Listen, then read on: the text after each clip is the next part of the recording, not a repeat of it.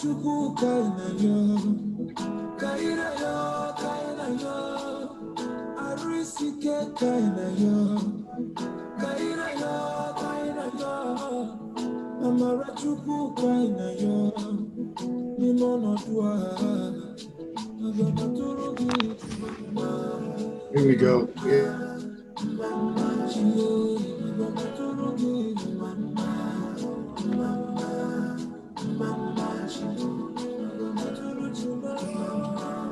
Hey, everybody.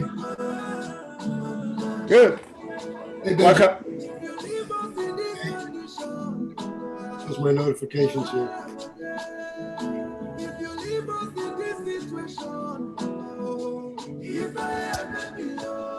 Some people don't get place to sleep. Some people don't get food to shop. Mama, they wash people die. Things are getting out of hand. I'm a radio kind. So all we need is your. Did you want me muted? Yeah, no, yeah, even in the don't walk attack. Hey, Betty. Hi, Betty. That's Charles's cow.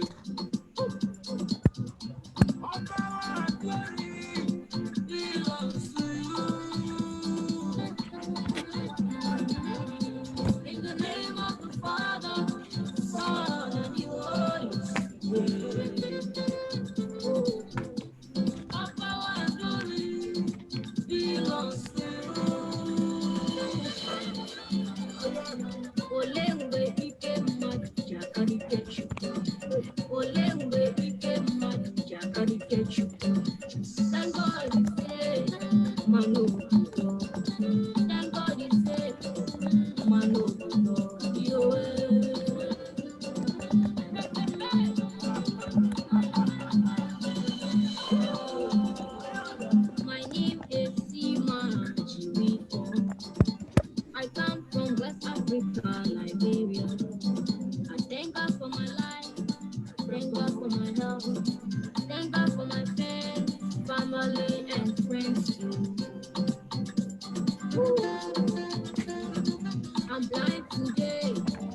see tomorrow.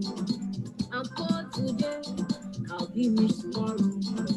Nobody there knows tomorrow. In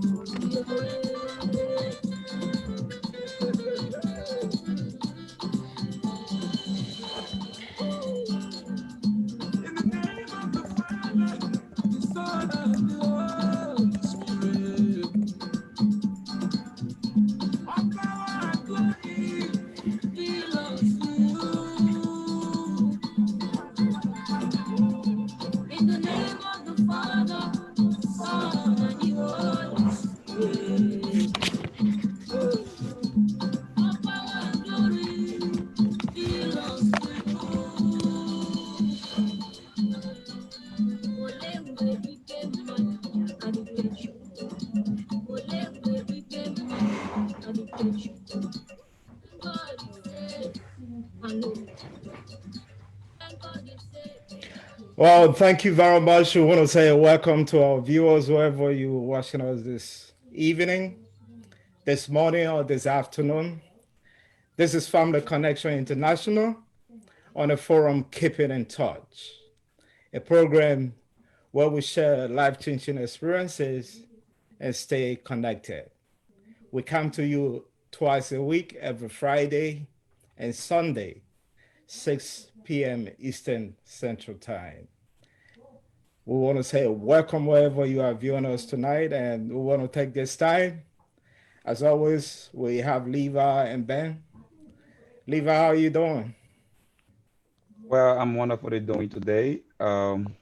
Thank God for another beautiful weather and for another opportunity to be on this great platform where we share educated talks, where we fun, life-changing experiences. Thank you very much. And as always, we also got Ben with us. Ben, how are you? I'm doing pretty good, and I'm so happy today again for another day, and I'm so grateful that, in fact, I just celebrated my birthday on Wednesday, so that was awesome, and I'm looking forward to listening to our guest speaker for today.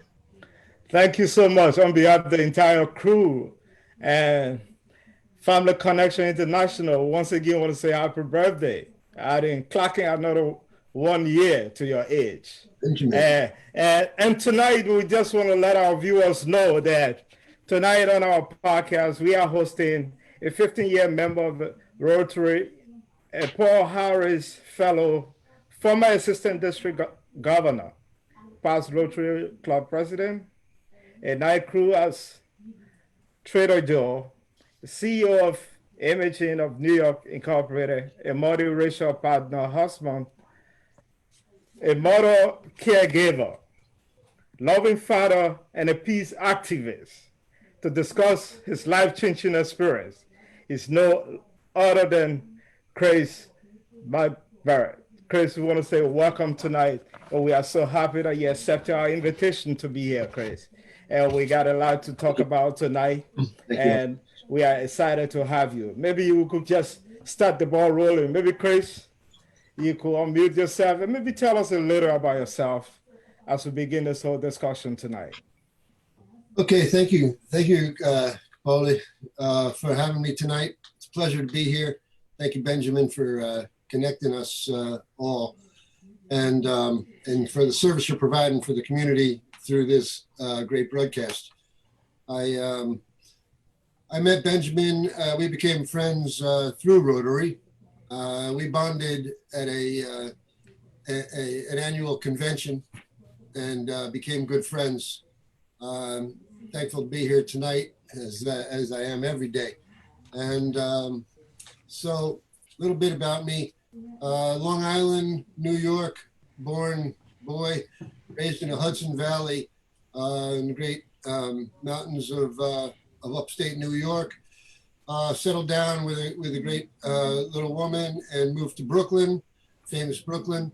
Had a child there and decided we needed more parks.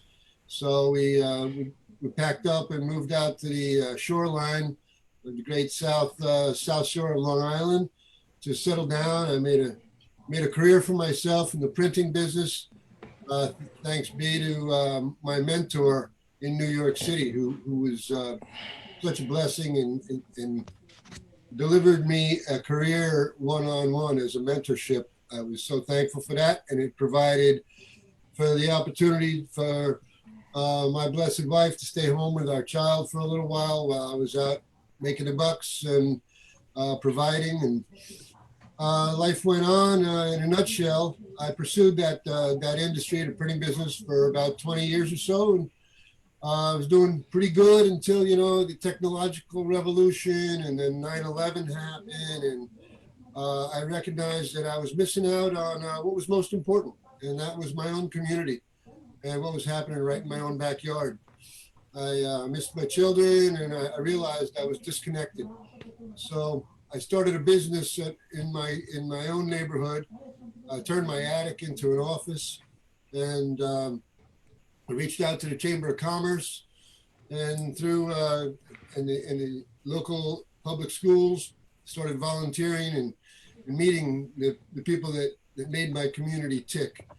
I was thankful to get to know many of the leaders in the municipalities and the small businesses, and begin to start developing my little business, and at the same time getting to know the people right here at home.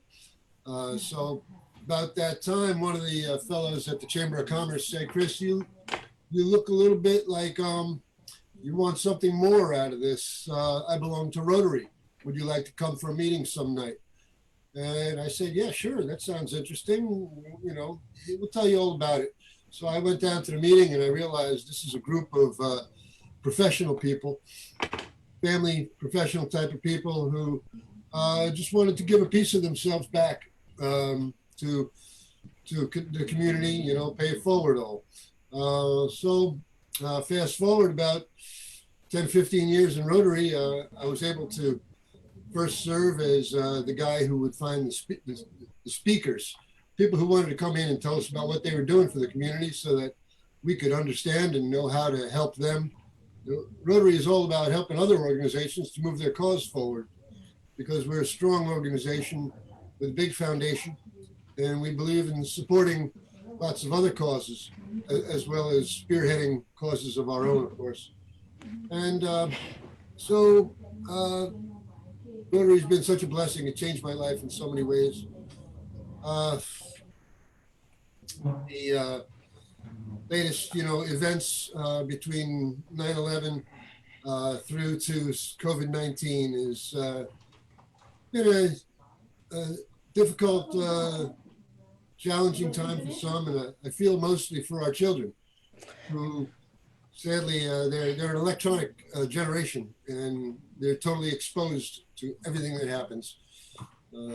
Chris, I just want to hold you there a bit. We got 1 hour tonight. We'll be discussing, we'll be asking you a couple of questions. This will be an interactive. We just like to let our new viewers know that if you have a comment, just drop us a comment. If you have a question, just drop a question. We'll read your question to Chris. Chris will be with us for 1 hour. It's a 1 hour program where we try to delve into issues that are very hardcore to the family. So as I said very early tonight, we'll be looking at Chris, the family president. We'll look at Chris, a mother caregiver during this pandemic. How is he doing it? How he's able to take care of his mom. Chris is going to tell us that. Chris, as a husband, a loving father, a peace activist, a Rotarian, and humanitarian. So for obvious reasons, we'll look at Chris as a humanitarian. So Chris, tell us, how are you doing this during this pandemic as a mother caregiver? How are you taking care of your mom? I know most of the people who pass during this corona pandemic has to be seniors, those who are underlying conditions. Yeah. How are you managing that? How have you been keeping it up? Well, to be honest, it started off even my most challenging time as a caregiver really started even right before the pandemic, which made the pandemic that much worse. My mom had been in assisted living. She had a few falls off her walker, and you know, she's quite old and not eating well, and so she's a little fragile. He had a couple of falls, ended up in and out of the ER, I think 3 or 4 times in December and January, trying to keep her safe and get her back on track. She got physical therapy at a sort of a nursing home type place. It wasn't pretty. I was doing everything I could to keep her from throwing in a towel there in January.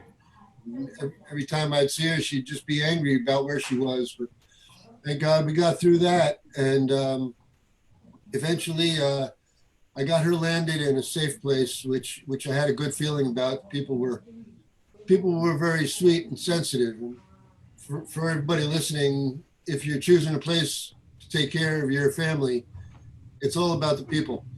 So visit and keep your eyes and your ears open and talk to people. And you know when you can trust somebody, you get that feeling like they're sincere.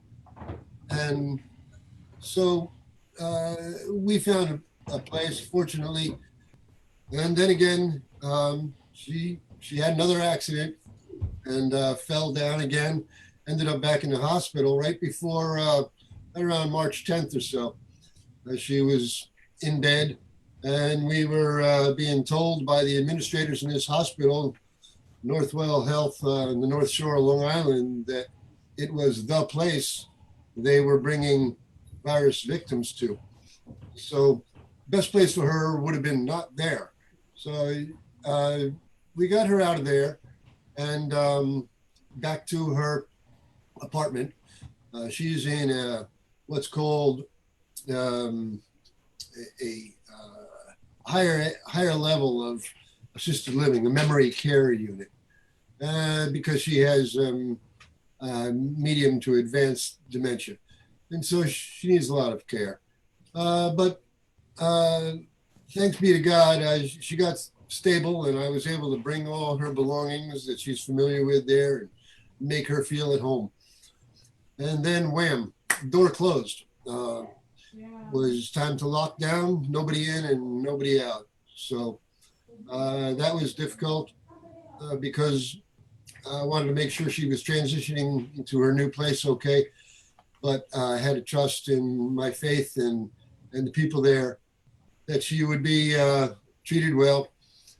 I send her a lot of chocolate and bring her little care packages from home of her goodies that will remind her of her earlier days and what brings her happiness. So she tested negative for the virus early on in April. And we've been trying to ride this out.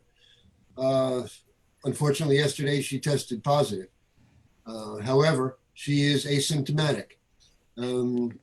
She's not showing any signs of discomfort from the virus, although testing allegedly says she has it.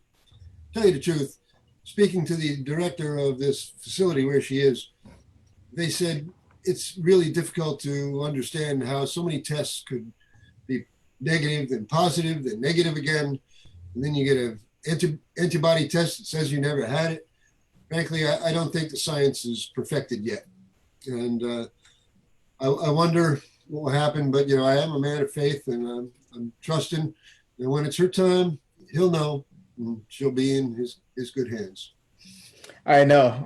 It's a tough time, most especially if you have a senior, you have a mom that you have to take care of during this time. Yes. You don't get to hug them. You don't get to get closer to them. I know a lot has been going on. A lot of lives have been lost during this corona pandemic. Oh my God. Loss of job, higher unemployment rate. Is there anything positive that you have learned during this global pandemic? Oh, absolutely. I recognized right away, first of all, of course, the pollution began to lift. People weren't out in their cars and out dropping garbage on the streets where they shouldn't be. And there was a concern about the PPE, the masks and the gloves ended up in the sewers, which would ultimately make their way to the ocean. But overall, I would go outside in the evening and just hear like it was in the middle of a farm somewhere, so peaceful. airline traffic has slowed down. And so peace has a lot of meanings. There's, peace between people, and there's peace in your heart and peace in the environment. I tried to use that peace from time to get in touch with what was important, what I felt like I could focus on with my energy to bring peace to others by praying and by talking to people.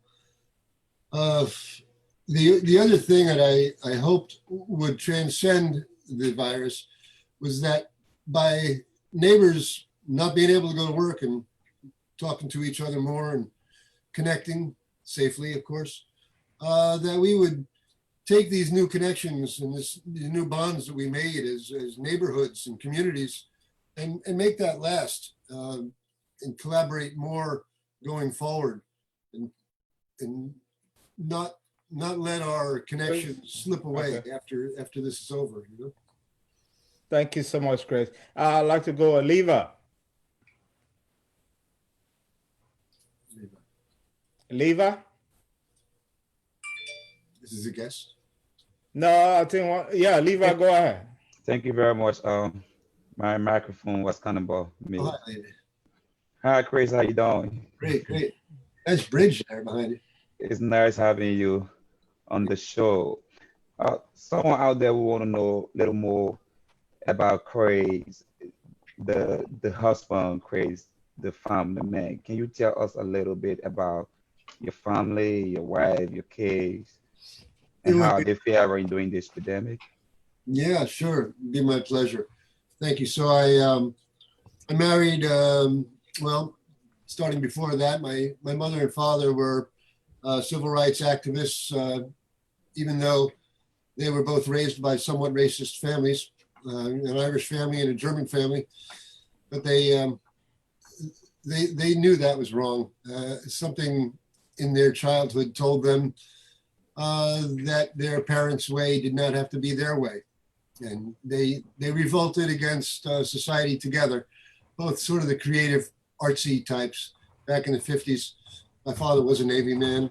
They started having kids and met in Parsons Art School. So they lived down in Greenwich Village and started having the kids, raised them out in Long Island.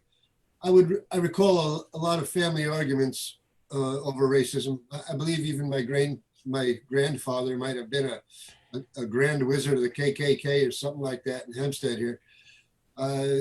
It's sad, but I know that we are a product of our community and our society around us, and I forgive them all, of course, because you can't hold on to things like that. I actually visited my grandfather in a dream once and had a talk with him. But going forward, thankful for my parents setting me on the right course into the future, that we are all created equal.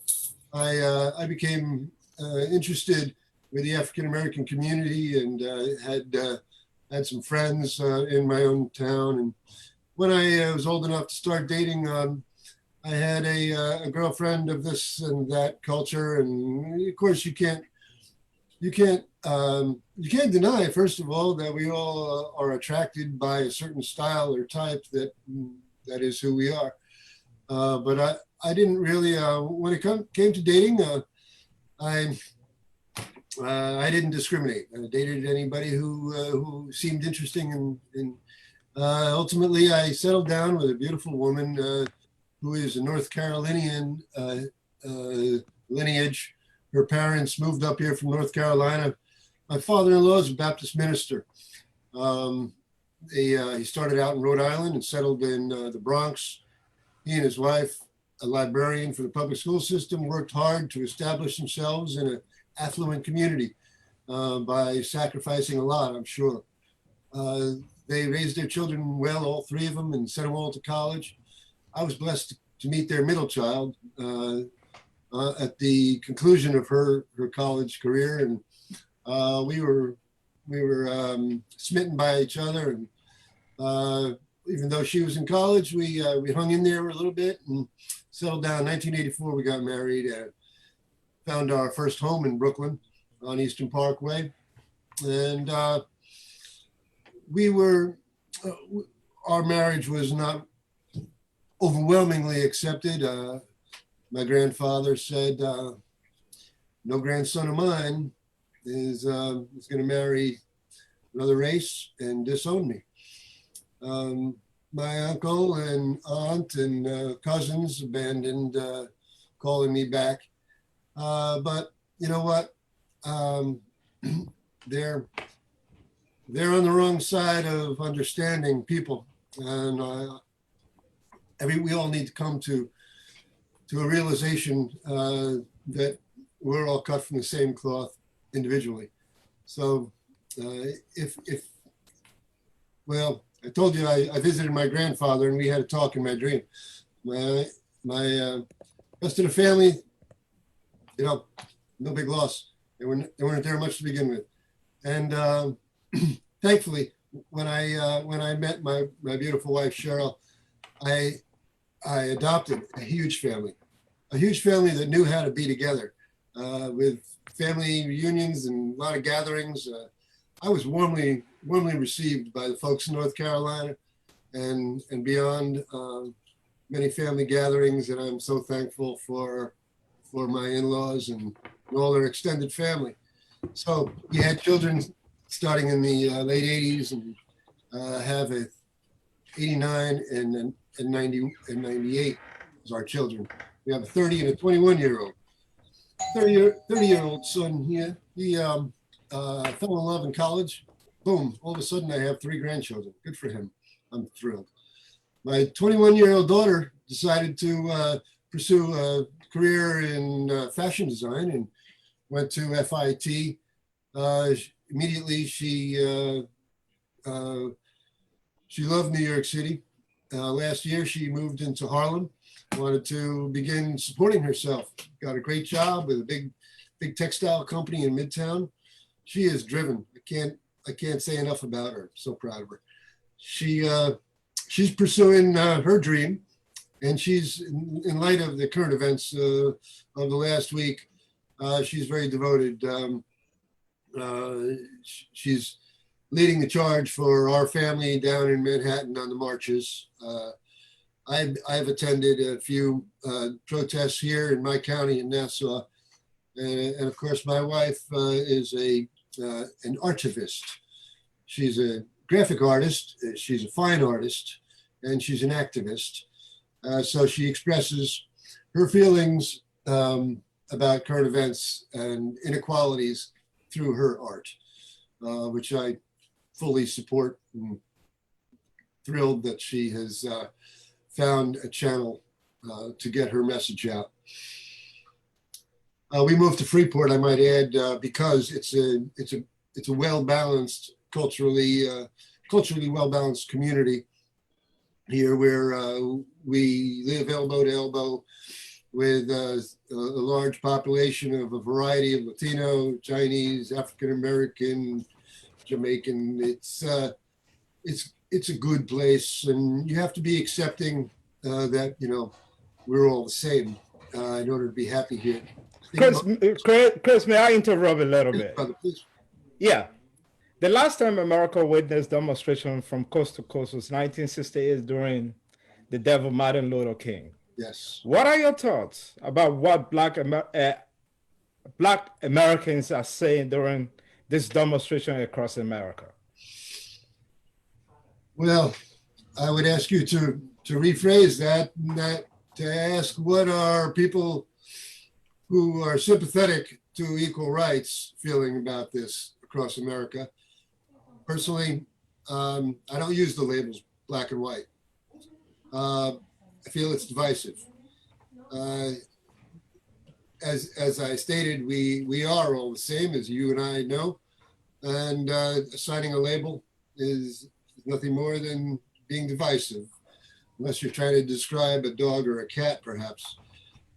So I think a lot of people, and especially the younger people, are waking up to the impact that they can have on the future of their society. And I'm watching firsthand as my own children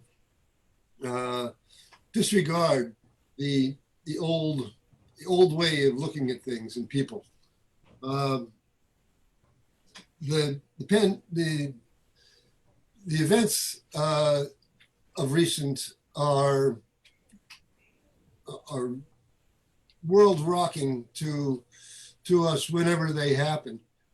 Whether it's the public lynching of an African American or a mass shooting of children in a school, we have to bring change. It's we all agree, change is desperately needed now, and I believe that we will attain that change if we support particularly our young people in their right to vote.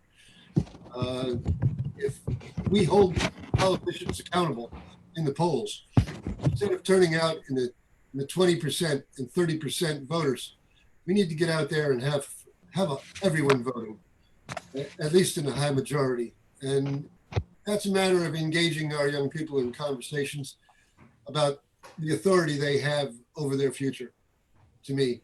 And I'm excited to see them out there. I attend marches in New York City against gun violence and racism every opportunity I get. And I think we all need to take ownership of that responsibility whenever we have an opportunity to see someone young to talk to. That's great, Chris. I know you are married to someone of color. How do you explain to your children what is happening in America right now, given that you are married to someone from South Carolina who look like me? Thank you. Well, she's sort of like you, and she's part Cherokee Indian too. When she was in school as a youngster, the teacher asked her students, and I can't believe this story, to stand up and sort of take ownership of who they were. Asked the students to take one side of the room for the Black children and the other side of the room, the white children. And Cheryl was confused. She didn't go to the one side of the room or the other. The teacher said, "Why not, Cheryl?" She said, "Well, I'm coconut. I'm sort of, and that's a great story because Cheryl didn't see herself as a Black or a white, and nor should any of us. And I'm appalled that teacher would demonstrate such divisiveness like that. But so Cheryl's family are African American and Native American. My children aren't really taking my advice. They're giving me their advice. So as I said, my daughter, 21 in Manhattan, is more of an activist than I am right now.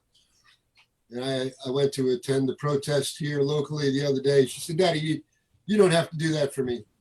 I want you to be safe. You're at high risk there, Dad. Stay home." I said, "Thank you, baby, but I'm not doing it for you. And I will be safe because I know I have grandchildren and you, and I want to be around." So it was promoted as a safely distanced, protest. She is sensitive to our love for her, so she phoned in and said, "Dad and Mom, I'm going to the protest. Just wanted to let you know where I'd be." And then a couple of days later, she said, "I want you to know I'm not out at night because I don't feel like it's totally safe to be out at night during these protests." And she's very responsible, and she's shown me what the new world is like in terms of the new norm on protesting. My son is making children, and they're coconuts also. So he's preoccupied with providing right now. He married a nice Irish girl who their main concern is the little ones. And I think it's important to them, as it is to us, to let their their little flock know, that we're all family, and we ought not listen to this divisiveness. Thank you so much, Chris. I think we have a lot coming from you tonight for our community who is listening. If you are monitoring us through our live podcast on Facebook, you have your comment, make your comment. We're going to read your comment out here. If you have a question, just type your question and we'll post your question to our guests. Ben. Chris, welcome to you again, and it's very nice hearing your story. Ever since I got to know you, I mean, our connection has just continued to grow from one level to another. You seem to be a guy, a man of a good heart that loves to interact with anyone that he comes across, regardless of what race that person may belong to or not. It's interesting you talk about the story concerning your wife and how you came into contact with your wife, you being a white person for that matter, and getting married to a Black or African-American person. Yes, so what was the major obstacle that you had to overcome, especially in the case where your parents were, to some extent, from what you just explained to us, they were not too much into it? What was that major obstacle that you had to overcome? How did you overcome it, and what could be a learning point for the younger stuff that are coming up today in society? Well, Benjamin, as a European man of German Irish descent, living in a society that is majority light-skinned people, I have a problem with being getting preferential treatment. My better half calls it white privilege. And even though I'm on the positive receiving end of that, I have a problem with it. I have a problem with people looking at us differently. When we rented our first home here in Long Island, in the process of searching, we would identify a nice apartment. We'd show up together. Suddenly, the apartment was already rented. When push came to shove and we were out of time, I said, "Well, we're just going to have to let me establish us, and you'll come aboard, and they can suck it up, because they don't really have a choice. The laws are, in favor of integration, legally speaking. It's the old thinking of people who haven't acclimated to a multicultural society that are the problem. Many of the laws we need are in place, and they're just ignored or not enforced. And so it was disheartening to be in that situation, but more so for my my spouse, my love, because I had to feel what she was feeling as we went through that.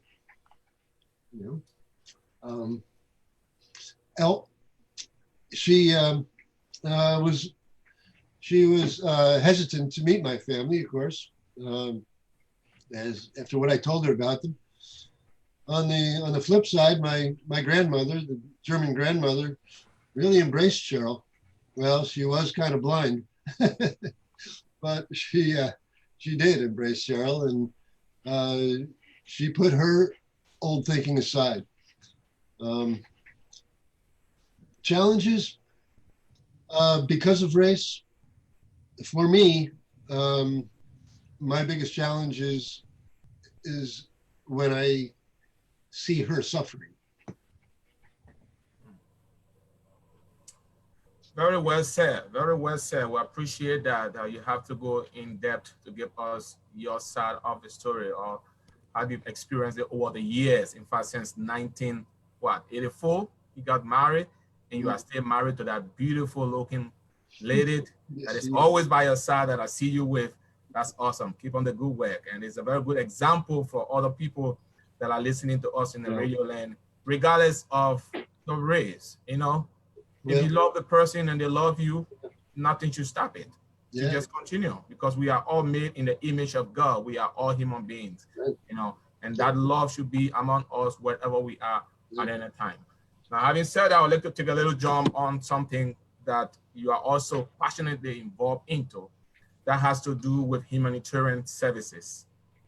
Chris, I know you to be a Rotarian, and in fact, you play a major role in me being part of Rotary today as well.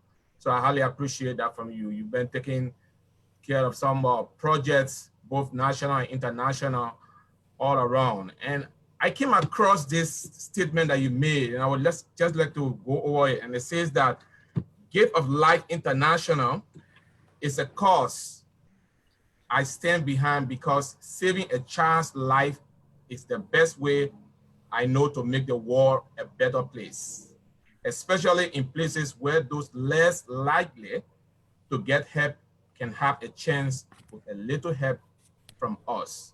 Can you expand a little bit on that? Because you seem to be a very caring father, a caring husband, and a caring person in society. Can you expand a little bit on that? What do you mean? Thank you, Benjamin. Yeah, I explained that I joined Rotary, and in Rotary we talk sometimes about a Rotary moment, something, an experience that we have when it just strikes us why we were supposed to be there. You know, if we suddenly have a flash, oh, that's right, that's why I'm supposed to be here, because this is the moment that I'm needed. So you mentioned Gift of Life. I was introduced to this program by the founder of the program, Gift of Life, which has since saved close to 100,000 children that would have otherwise died of conjunctive heart disease. Gift of Life, founded by Robbie Dono, recognized that there were doctors who could be persuaded to offer their services on a voluntary basis. And Robbie Dono, who founded this, realized that there were a lot of loving people who had a few dollars to donate, and that through Rotary and these good hearts, we could generate enough money to identify children, fly them here to the States is where it started. And now people are being operated on all over the world. But when it began, it was a matter of little Rotary clubs in a community just like mine, where 10 or 15 guys would say there's a child who needs a new heart. And it's up to us to raise $2,500 to fly the family here. The doctors will volunteer their services. The Ronald McDonald House, a great organization, has offered to provide housing and food for the family while they're going through this experience of having their child receive an operation. So this has been gaining momentum and spreading from country to country. As I discovered when I went to Costa Rica on a vacation, I contacted a Rotary Club, and they said, "What can you tell us about the most exciting thing you've experienced in Rotary?" And I said, "Gift of Life."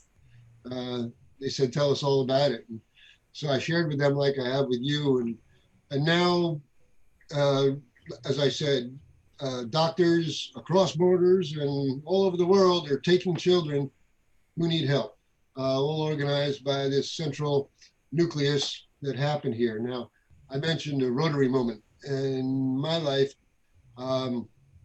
I've been involved in helping a few of these children.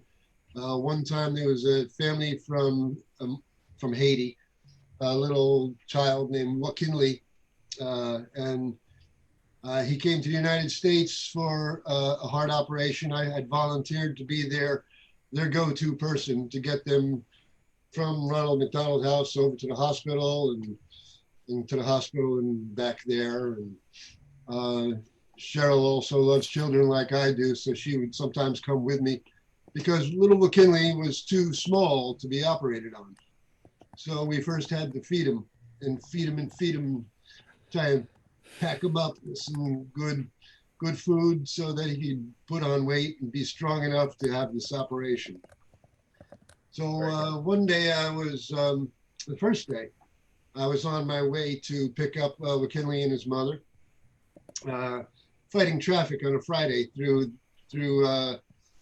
uptown Manhattan and into the Bronx. And traffic was so thick, I was nervous. I was stressing out. How am I going to get there? They're waiting for me. Oh no, I don't even know where I'm going. I haven't been there before. I prayed for a minute. What do you know? There was I pulled up to the toll booth and there's a uniformed man at the toll, and I pulled up to the lane and said, "How do I get here to where I'm going to pick up these people?" And he said, "Straight ahead, sir." So I said, "You sure?" She said, "Yes, straight ahead. You'll see the sign. Thank you." And I proceeded. And as I proceeded, the sea of automobiles seemed to part out of my way. The traffic was just opening up like Moses in Red Sea. So I was like, "Thank you." And here I come. So as I'm driving along, I'm thinking, geez, I didn't have lunch. I'm really hungry. I don't have time to stop, but I got to get myself something to eat. And I thought to myself, all of a sudden, what am I talking about? I need to eat. This family is from a country of starving people, and I know that they're hungrier than I am. So I did pull off at a little store, and I got us all a bunch of snacks and sandwiches and drinks and stuff. And I was able to reach them with the food for which they were so thankful. And I rounded up the mother and the baby and brought them to the hospital. We were ready to get out of the car. I helped her get the baby, and I looked up, I had the baby, and she was using the bathroom, which was the ground next to the car, because this is the community where she came from, and that's what they did there, of course, which it clicked after a couple of seconds that it's okay. And then she needed a translator.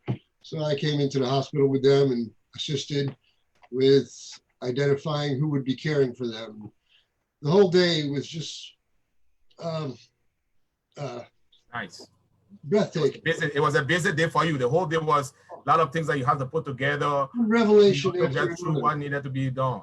Yeah, one revelation after another. God is so great, you know, and I was thankful to be part of it.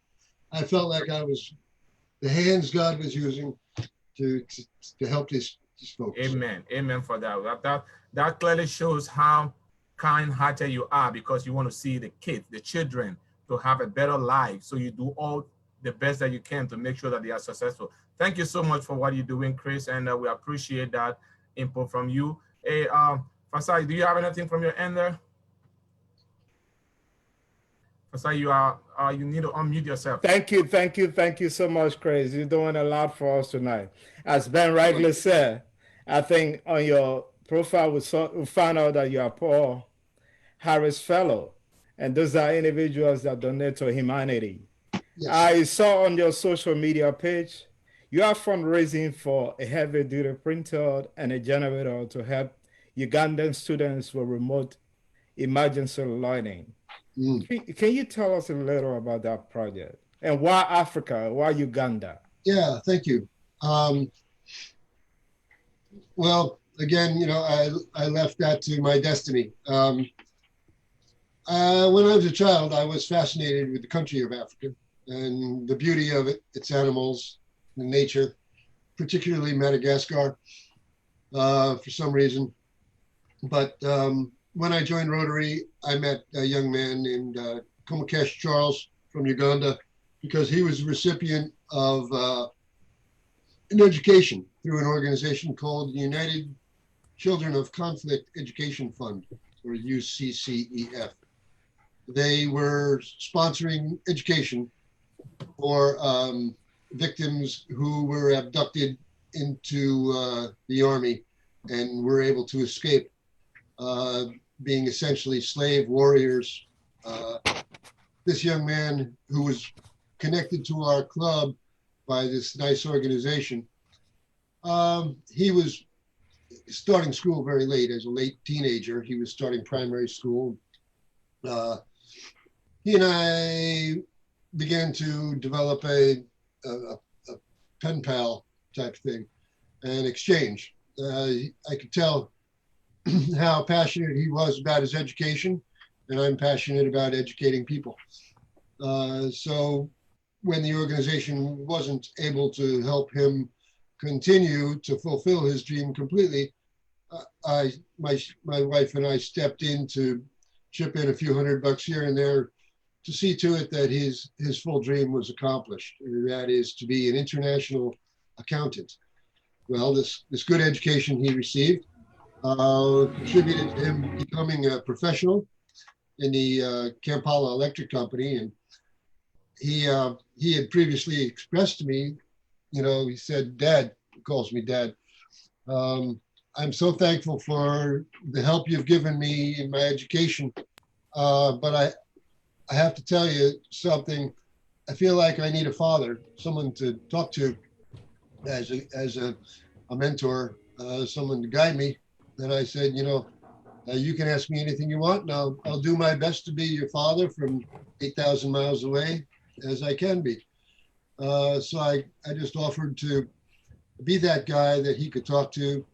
And came time, he thought about coming to the United States, as many people in other countries want to, because it's the land of plenty, or whatever they say.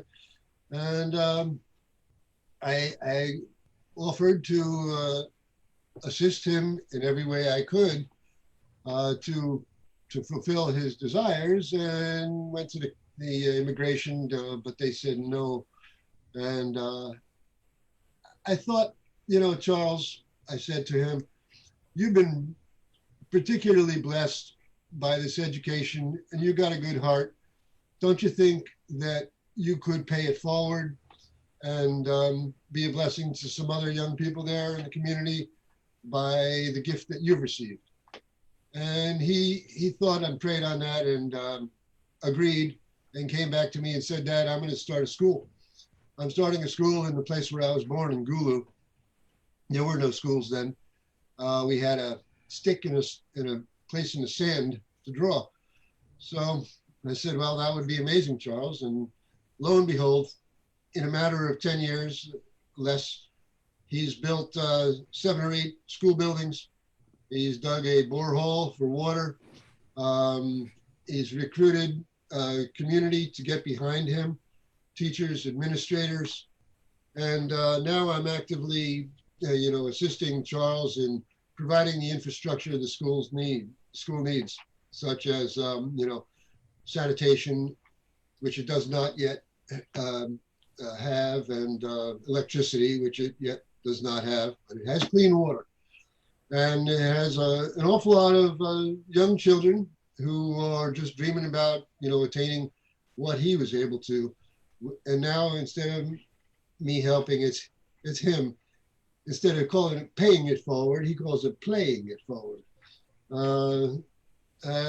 So he's playing it forward there, and giving back in his own way. In fact, just yesterday, he was inducted into the Rotary Club of the CC Islands in Kampala.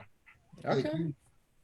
Nice. That's nice. That's If I great. can just interject right there. So from my understanding, it appears that this guy from Africa, Uganda in particular, and his name is Charles, you assisted him to have gone through getting higher education in the United States, and now he has gone back to Uganda, and in fact, he has established a school system there. Yeah. And he's helping the little children, because that's another way that he can pay forward with regards to whatever assistance that he received from this end. And now you are looking for a printer for that school to be able to use that printer for the kids to print their information to learn smoothly. Am I right with that? That is one of the current projects. There's the sanitation project, because he projected that it would be great if he could provide toilets with drainage, for one. And the COVID-19 affected people everywhere in the world, of course, including and even up in Gulu, northern Uganda, where the government put all the schools, businesses, residents, everyone in lockdown. So as we have here computers and TVs to achieve an education during a lockdown, there most people don't even have electricity in the community, and if they do, it's likely they don't have good Wi-Fi or access to television. And so Charles was speaking with another member of our Rotary Club you're familiar with, Leslie Peters, who is an educator here in New York in the specialty of health education. And Leslie and Charles were talking, and Charles said, you know, if we could just print the lessons on paper, I would drive them to the homes of all the students, hundreds of students. And so she's got a GoFundMe page going to raise, I believe, $1,500 for the printing machine and the generator to run it. Naturally, that would be a blessing after the pandemic is over, because every school needs a printer too, and they could certainly use a generator. I'm working on the fundraiser by collaborating with other Rotary clubs and the Rotary community and the community at large to raise funds. I'm attempting to raise $2,000 for the bathroom project. Thank you so much, Chris. There's a lot of information. I know a 1 hour mark will not be enough for us, because we know this program is only intended for 1 hour. But if you have some little time, we might go over a bit over 1 hour. I'd like to go over to Levi. Levi, and a comment from your end. Maybe you got some comment on our Facebook page that you'd like to share with Chris, some questions that our viewers are giving us. Levi, anything? Well, we just want to be grateful for the opportunity we've had to listen to those wonderful things that Chris had just said. You know, they are very inspiring, taking it from his own parents, bringing it down to his family, and bringing it to his professional life. Somebody out there would just want to know, Chris, the Peace Activate. They want to know what drove you into that. Thank you. I'm so glad you asked. Yes, and you mentioned Paul Harris Fellow. Rotary has a great foundation, the largest, oldest foundation in the world, strong financially and focused on contributing to many great causes. The most significant of which was eradicating polio. Polio, a disease from long ago, persisted for over 100 years, and thanks be to Rotary and many other great organizations, it's reduced now to a few small pockets in the world. And Rotary, having focused so much time, energy, and money on this great cause for so long, is now recognizing that there's a new, it's time for a new primary cause. And the structure of Rotary, that we are an international community of grassroots people that really care. And that's why we belong. That's why we joined, because we care, and it's a global community. And this has a great ability to influence world peace. We contribute to boosting education, eradicating disease, stomping out hatred. And there's a great program through the Rotary Foundation called Rotary Peace Fellows. They are exceptional students who must demonstrate to qualify. And when they do, they're highly trained as conflict resolution professionals and peace advocates from all corners of the world. Every year they have a symposium in North Carolina. I like to attend because I'm so excited to hear their dreams. It's a way that, like I said about the next generation owning their future. And I have I've been supportive of the foundation in a few ways. I'm a sustaining member, which means I give $100 a year to the foundation. I'm also a member of the Bequeath Society, which means, because I have a family, I have life insurance, and I designated a small portion, at least, of my my beneficiary to the foundation. And when you contribute a certain amount, they ask you, well, thank you, that's very generous. How would you like your contribution to be used? And so, because I believe in these peace centers, such as the one in North Carolina, I would like the contribution of my bequeath to be added to others to build a peace center, of which there are like 5 in the world, in various countries. A peace center is a place where communities can come and learn about peace and how they can resolve conflicts and how they can contribute and volunteer their time and energy to making the world a better place. I have a dream of building a peace center in Chicago. I was particularly impressed by the great President Barack Obama. I'm also, Chicago is also the place where Rotary began, and the first project happened, which happened to be bathrooms, public bathrooms for the city of Chicago. I think it would be great to memorialize, to me, the greatest president this country has had, and create a peace center, name it the Barack Obama Peace Center, in the place where Rotary started, and offer the people who are struggling in Chicago, which is unfortunately and sadly one of the places most afflicted by violence and social divides. And so I am American, and this is a place where people would come to for refuge from the South, the eradication of slavery, and it's significant. It's also accessible. So I am a strong advocate for the future of peace activism, and that's one way that I contribute. Thank you so much, Chris. I think we have hit a 1 hour mark. Our program is 1 hour from 6 to 7. I know we'll have to let you go, but I would just ask a few questions from here. African American are easily stopped in the traffic compared to white American. Yeah. You have 6 times Black incarceration rate in America compared to white American. This is a yes or no question, Chris. Yeah. Can you acknowledge that there's white privilege in America? Oh, it's clearly there is. Okay, so my next concern has to do with how do we unite this country? In few words in your closing comment.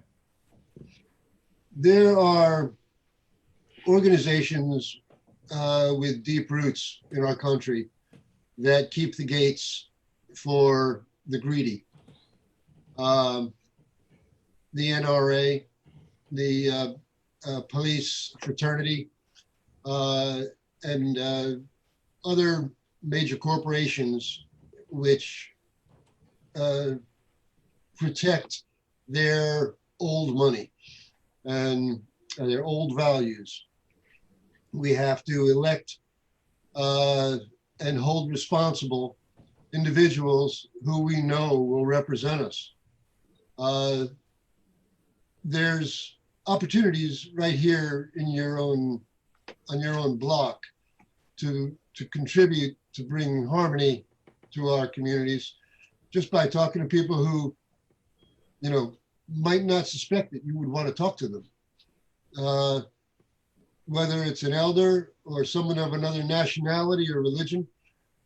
This is one of the great things. I don't think there's a lot of great stuff about social media, but one of the great things about social media is that you can connect with people in a real global way. And if you're a person of the mind like I am, that we're all the same inside, and we all need to lift up the weak and the hungry, the discriminated against, and make a difference. Then we need to start right here in our own neighborhood, and we need to take it to the polls, and we need to hold politicians accountable for. I don't buy that promise stuff. Oh, I promised. I'll live up to my promise. You know, it's a bunch of garbage. Action. It's about action. When you hear, as the great President Barack Obama would take action to change things, I applaud action. I don't applaud words, but action speaks volumes. And I encourage everybody listening that when it comes time, as we get closer to this election, to please volunteer your time to get on the phone and ask how you can help. It's not about my way or your way. It's about the right way. And I think that when people go to sleep at night and they've said goodnight to their children and their special partners, they know that they should do the right thing. If we can touch even one or two people in conversations that we have, getting outside our comfort zone, that's important. So volunteer, talk to your neighbors, talk to your politicians, talk to people about what's important and how they, you know, what their fear is, because fears can be allayed. Fear is something that we're taught, unfortunately, and we have to break down our fears. Don't be afraid of a label or what anybody else has told you about someone else. Find out for yourself who each other are, and have an open mind, an open heart. That's great. Great. Thank you so much, Chris. We appreciate you tonight. One more from Ben, maybe your closing comment. We're almost clocked on the time. I would like to say this.